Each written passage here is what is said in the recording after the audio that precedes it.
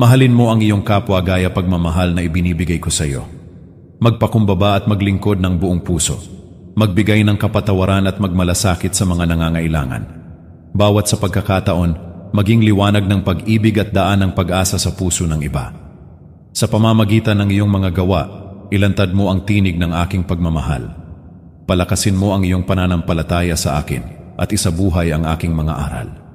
Ipakita mo ang kahalagahan ng pag-asa, kabutihan at kagandahang loob sa mundo. Huwag kang matakot sa mga hamon. Alam kong may kakayahan kang lampasan ang mga ito.